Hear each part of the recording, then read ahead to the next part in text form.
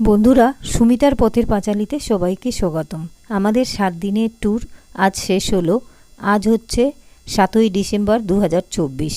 আমরা বর্ডারের খুব কাছে এসে গেছি, বীরগঞ্জ বর্ডারের কাছে, এবং আপনাদের দেখাতে চাই ঠিক কতটুকু দূরত্ব এইখান থেকে আর রক্সোল মানে ভারতে ঢোকার। এই দেখুন, আমরা নেপালের বর্ডারে চলে এসেছি। এই গেটটি হচ্ছে শঙ্করাচার্য গেট। এই গেট পার হওয়া মানেই হচ্ছে নেপাল থেকে আমরা ভারতের দিকে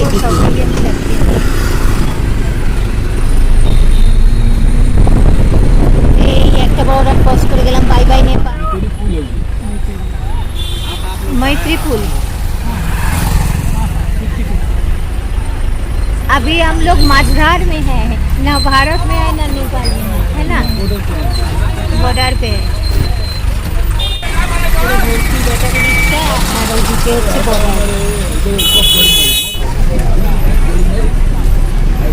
এইটা হচ্ছে আমরা নেপাল থেকে বেরিয়ে এসেছি, কিন্তু ভারতে এখনো ঢুকিনি। এটা মাস্কট। এইটা হচ্ছে সিরাইয়া। এটা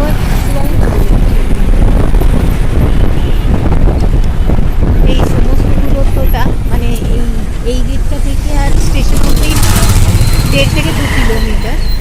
আমাদের ছেড়ে আসেও, নর্মালি গাড়ি ছাড়ে না।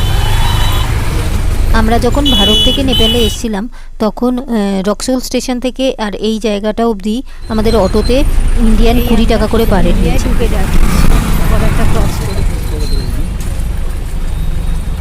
বর্ডারটা ক্রস করে নিচ্ছে।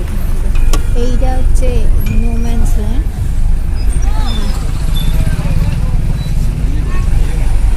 এই আমরা ইন্ডিয়ায় ঢুকে যাচ্ছি।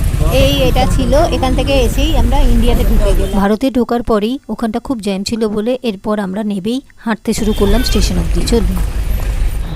আমাদের ঢালি চকের কাছে নামিয়ে দিয়েছিল, আর তারপরে ঢালি বলে যে জায়গাটা, মানে নেপালের বর্ডারটা ক্রস করে ইন্ডিয়ার বর্ডারটা ক্রস করে। অ্যাকচুয়ালি এখানে থামায় না, সুমোগুলো সব ওই বীরগঞ্জের বাস পার্কেই নামায়, কিন্তু ছেলেটি ভালো, তাই জন্যে ও ওখানে নামিয়ে দিল। আর ওখান থেকে আমরা বাটা চক হয়ে এই হাঁটতে হাঁটতে স্টেশন যাচ্ছি। আশা করছি আর 5-10 মিনিটে স্টেশন পৌঁছে যাব। আপনারা বাসপথ থেকে ওই পার হেড 60 টাকা কি পুরো টাঙা 200-250 টাকা নেয়, সেভাবে বা ব্যাটারির গাড়িতে আসতে পারেন। এই আমরা পৌঁছে গেছি রক্সোল স্টেশন। এখন কটা বাজে? 3টে হবে না? হাঁটতে হাঁটতে ইন্ডিয়া বর্ডার থেকে জিনিসপত্র নিয়েই চলে এলাম আমরা রক্সোল জাংশন। নমস্কার। আমাদের 30শে নভেম্বরে শুরু হওয়া দিল্লি থেকে যে জার্নি, নেপালের কাঠমান্ডুর আশেপাশের সব জায়গাগুলো স্থানীয়ভাবে ঘোরায়, মানে বাসে এবং হেঁটে, মানে মিনিমাম কস্টে।